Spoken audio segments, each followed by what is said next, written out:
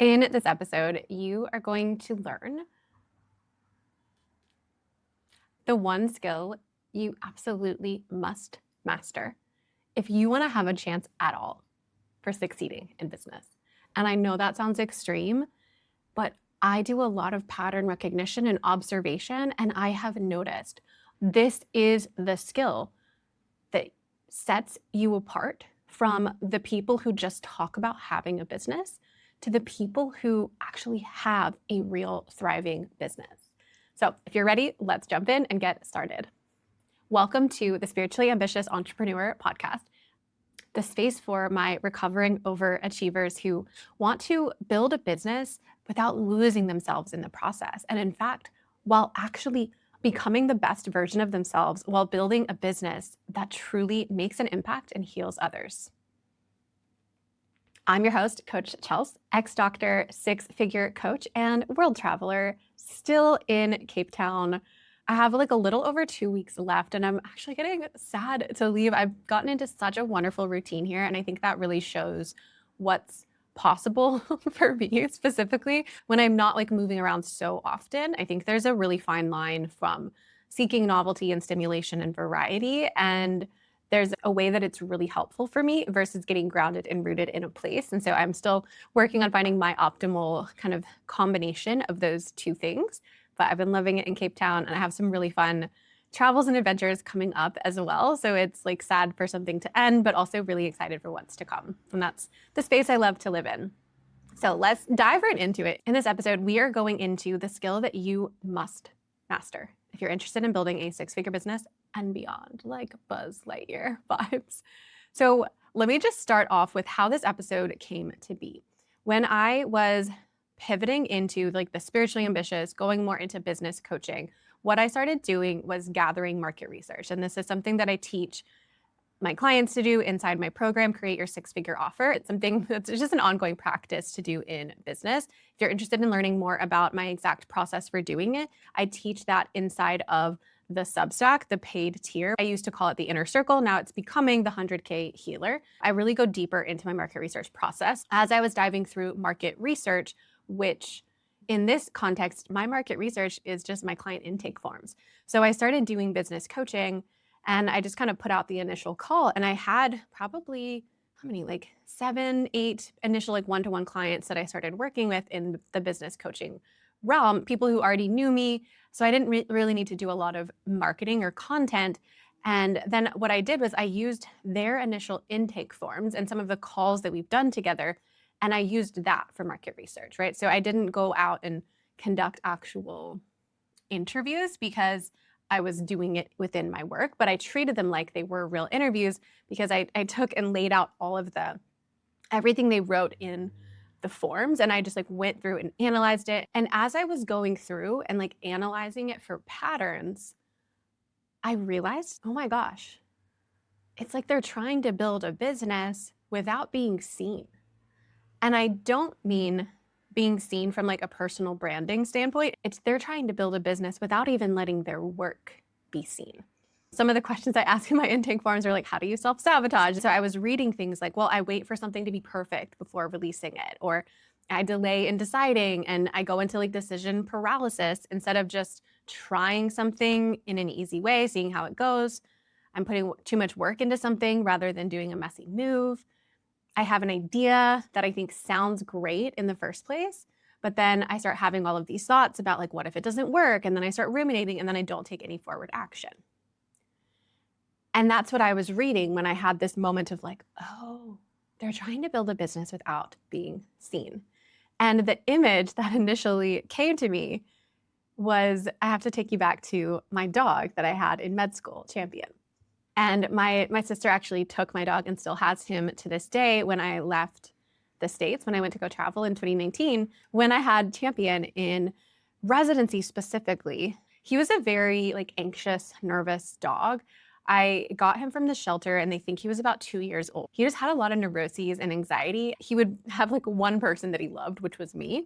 And then everyone else, he was like so scared. But when I was in residency, there was this area in the closet that sort of became his hidey hole. That's what I called it, Champion's hidey hole. And I was in the hospital for long hours. I had to get a dog walker to come take him out, but he was so scared of everyone. So anytime the dog walker came into my apartment, he would run into the hidey hole and she'd have to like coax him out gently and get him out of the hidey hole, right? So when I was reading through these intake forms and looking at like what my clients were doing, I was like, they're basically being like champion inside the hidey hole. That's like the image that I have.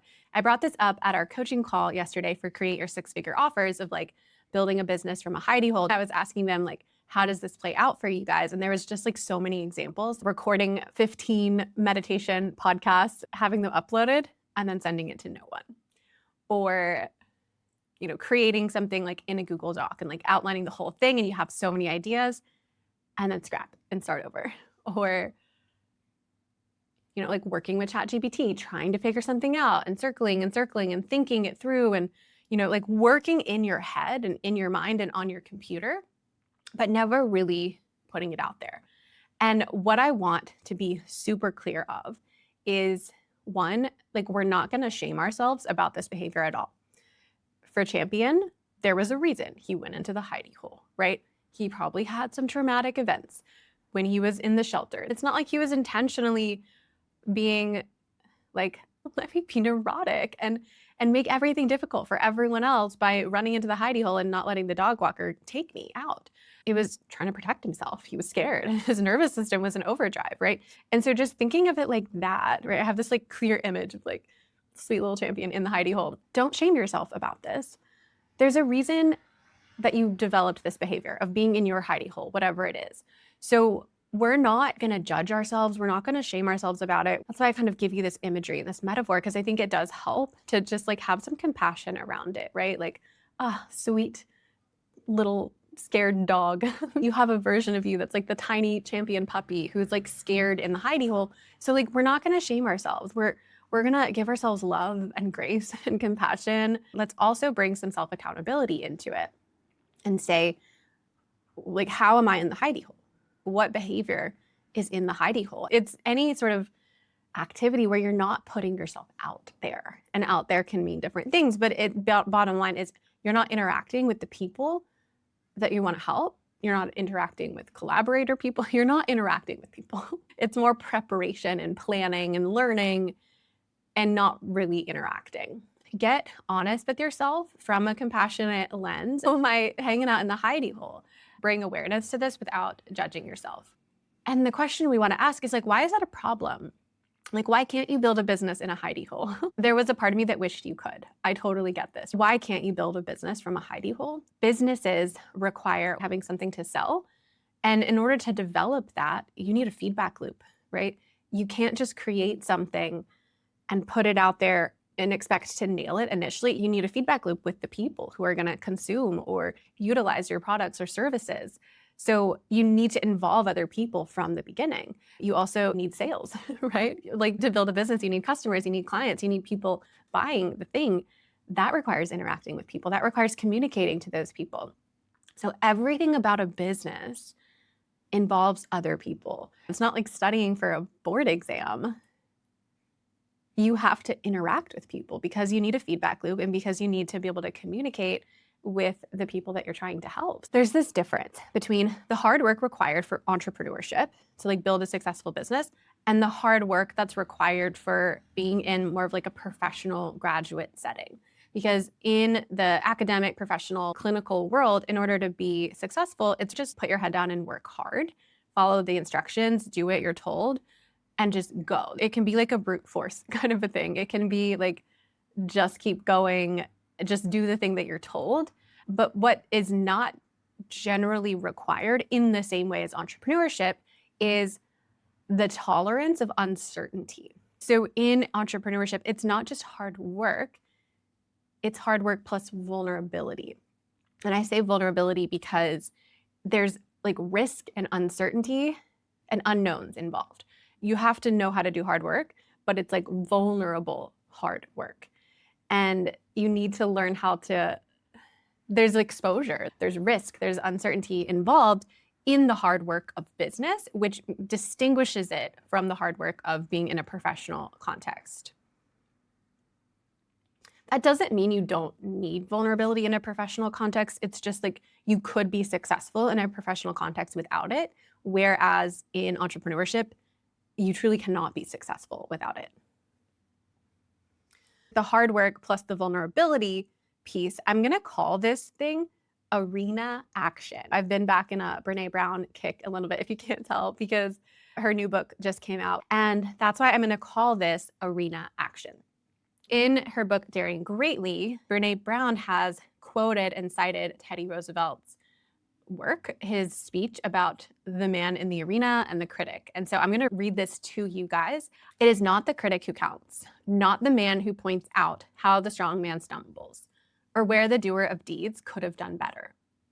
The credit belongs to the man who is actually in the arena, whose face is marred by dust and sweat and blood, who strives valiantly, who errs, who comes short again and again, because there is no effort without error and shortcoming, but who does actually strive to do the deeds, who knows great enthusiasm, the great devotions, who spends himself in a worthy cause, who at the best knows in the end the triumph of high achievement, and who at the worst, if he fails, at least fails while daring greatly, so that his place shall never be with those cold and timid souls who neither know victory nor defeat. And so it comes down to, who do you want to be?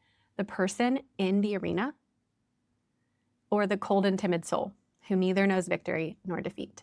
When we've been operating from the hidey hole, we've been a cold and timid soul because we haven't been willing to step into the arena, to put ourselves out there. The simplest way I can define this, arena action involves other people. It involves being seen. It involves people giving feedback to your work. It involves people watching you. It involves people consuming your content. It involves other people, whether it's the people you want to help, collaborators, random strangers on the internet, coworkers, who knows. Arena action involves other people interacting with your work, interacting with you. Hidey hole action involves you and your computer. Hidey hole action could be just creating ideas, brainstorming, never putting it out there.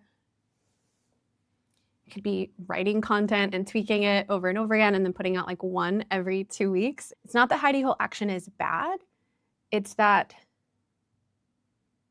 we want to be honest about when we're doing it in order to hide, and when we're doing it really truly just to prepare to put the things out there, because we cannot be in the arena at all times. So we do need to do some of the things in the hidey hole, but it becomes less of a hidey hole if we're not trying to do those things in order to hide. And in some ways, it's only you who can know that distinction. One thing I'm always trying to do is identify, like, how is it that I did something? How is it that I became a person who takes arena action? Where did that come from? It's not like I've always been someone who does this. So how did I just all of a sudden make the switch to start putting myself out there? And I think it actually came down to this one moment when I had already resigned from residency. I resigned in like November of 2018. And I was still working for 3 months after that in the hospital. I had signed up for this year-long life coaching certification program. I did that in like December. So then in January, I'm starting the program, even though I'm still in the hospital. It's week 3 of the program. And every month it kind of goes through a series of, the first week of the month is you're learning a topic just for you. And then the second week is you learn a topic to apply to other people. The third week is like a business week where you're learning how to, she called it prospecting, and I didn't know what that meant. And so I opened up my workbook for that week and I'm reading through what prospecting is. And basically it's like relationship building and sales. And I remember reading through it and it was like, make a list of everyone in your world and then like start reaching out to people in your network, start seeing like who wants to work with you. And I was like, wait, what do I have to do to be a coach? I have to do what? I was on antepartum and it was like on a Sunday where I was just like on call, but there wasn't really much happening. So I was like literally in the hospital working, but it was just like, I was just kind of chilling and like babysitting until the night people came on. I was reading through this and it was telling me like what prospecting is and that I needed to make a list of anyone that I knew that I could reach out to, having these like free coaching conversations and then seeing if they want to work on something further. And it was just sort of the initial playbook of like sales. And I shut my laptop and I was like, I have to do what? I felt very concerned all of a sudden. And there was a part of me that was like, is it too late to just back out of this thing? Like maybe I made a mistake resigning from medicine. I guess I didn't realize what building a business meant. Up until that moment, I hadn't really thought about like, where do I get clients? I don't know where I thought clients would come from. I thought we were going to learn some other secret way to get clients. I don't know. But once I read that and realized like, oh, I have to put myself out there, I closed my laptop and I was just like, shoot, did I make a mistake? Is it too late to undo everything? And I think for the whole rest of that evening, I didn't open my computer back up and I just kind of sat with this sense of like, shit, I think I messed up. I don't know if I could do this. I don't know if I'm cut out for this. It was almost like I was giving myself an out. Like, you know what?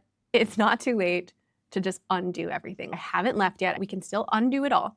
We don't have to do this. There was something within me that was like, no, this is what's required. I'm in. I'm going to choose the path of growth. I'm going to do it. I had this understanding in that moment of like, this is what's going to be required. To build a business, I have to put myself out there so hard and so regularly, and no one else is going to do that for me.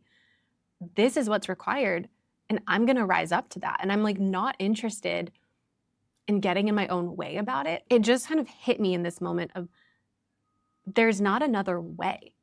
I can't build a business from my hidey hole. I can't build a business while playing it safe. Like I can't build a business without being seen. I have to just own this and put myself out there. And like, that's going to be what's required. So yes, I'm in, I'm going to do it. And so from there, I just have been in the arena ever since. Truly, I have. And what do I mean by that? Well, ever since I reopened my laptop, went back into the workbook, I was like, you know what? I'm going to do it. I'm going to do it hard. And I started reaching out to anyone and everyone I knew. Every single person in the travel blogging course, I reached out to long lost family members, like cousins, husbands, mom, like everyone, nurses in the hospital. I just was like, I'm going to do this. And even when things didn't go well, even when I had people getting annoyed with me for my efforts, like I just kept doing it. I had the awareness, this is what's required. And I made the commitment. And so that's what I want to talk about now is like, what are 6 tips for getting into the arena? How can you take this and also get yourself into the arena and do it on the reg? So number 1 is exactly what happened to me in that moment is accept that it's required. You have to accept that in order to build a business, you cannot be a cold and timid soul and you must get into the arena. Once you realize like this is required, I can do it or not do it, but I can't pretend to build a business or try to build a business without getting into the arena. Like it's in or out. What are you going to be? So you accept that it's required. You realize like there is no business without an arena. And that's just the way it is, right? You can't get around it. The more you stop trying to find a loophole where you can build it from a hidey hole, you cannot accept that. Now, what are you going to do about it? And that's what brings us to number 2 is you have a decision at that point. The truth is, all of life is quite uncomfortable. Being a human is not comfortable. There's discomfort no matter what you do. And you need to choose what your discomfort is. When people use the word comfort zone, they're like, oh, this is my comfort zone. Well, if it's so comfortable, why is it a problem to stay? The thing is, it's not so comfortable. You're not comfortable.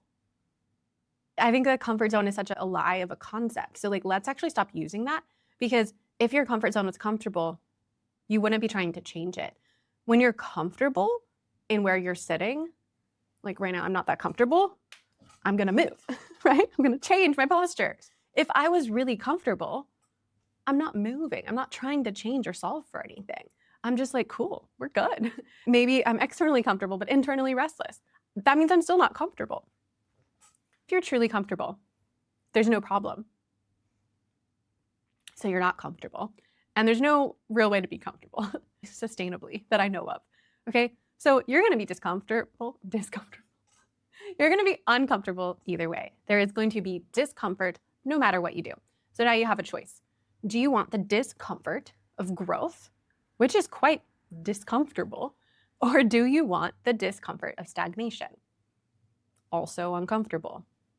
But there's no happy-go-lucky and painful. That's not it. And people are like, oh, there's so much uncertainty. Literally everything is uncertain. You don't really know what's going to happen. So it's not uncertainty or certainty. Everything is uncertain. Everything is uncomfortable. Now, do you want predictability and familiarity? Or are you willing to take some unpredictability and unfamiliarity? Like that, those are the real things. So we need to just be more precise with our language. That's a whole nother topic.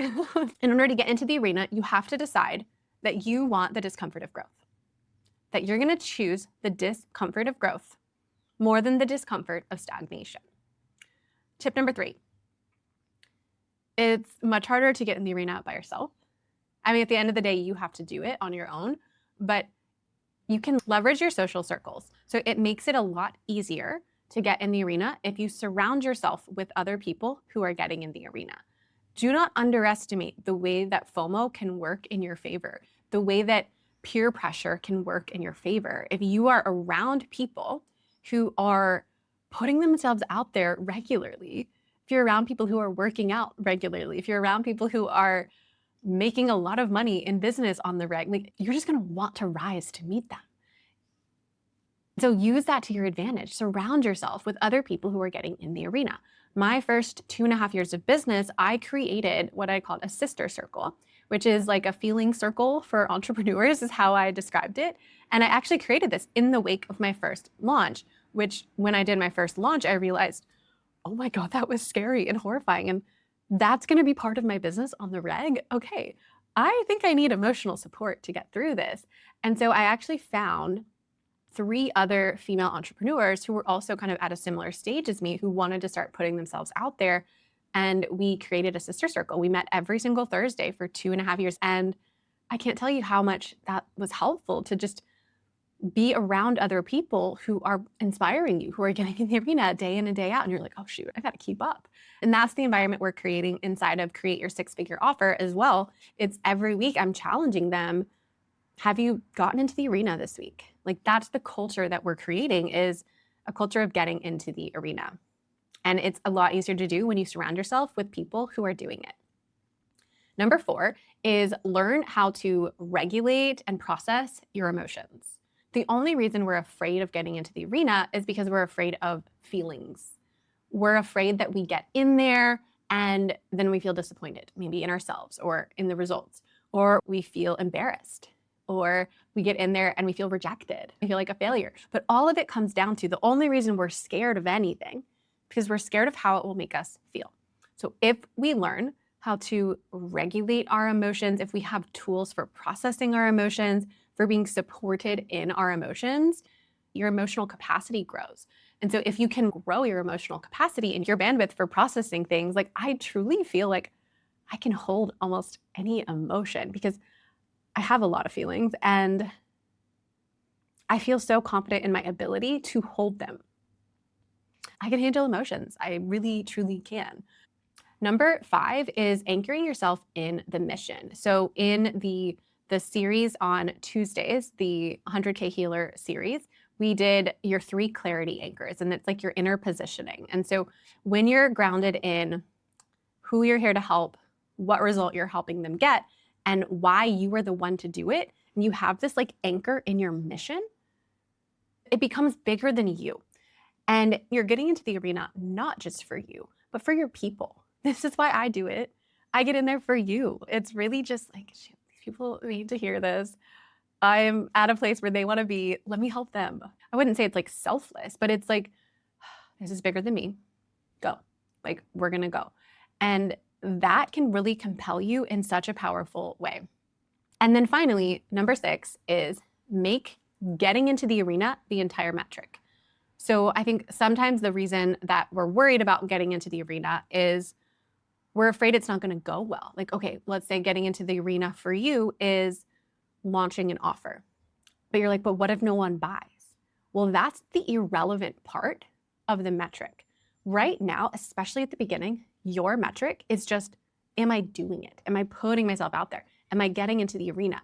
That has to be your first metric. When that becomes the entire metric, you just get to do the thing and then celebrate yourself for doing it. The most important thing early on is, are you putting yourself out there? Are you submitting it? Are you pitching yourself? Are you going for it? The other part can't matter until you've mastered getting into the arena. Once you've mastered putting yourself out there, then you can start working on mastering the result of the putting yourself out there. The biggest metric that matters, the first initial metric that has to matter is, did you get into the arena? And when you make that the whole metric, you can celebrate yourself for doing it. Okay, my love. So there you have it. The things I want you to reflect on from this episode is, how are you hanging out in a hidey hole right now? What is an arena action for you right now? And how can you get started? You do not want to be a cold and timid soul who neither knows victory or defeat. You want to be a person in the arena, because the credit belongs to the person who is actually in the arena. I promise you, anything that happens inside of the arena is so much better than anything that happens as a cold and timid soul on the sidelines. Life is better. Life is messier. Life is harder, but life is better in the arena. So I think it's time for you to join us.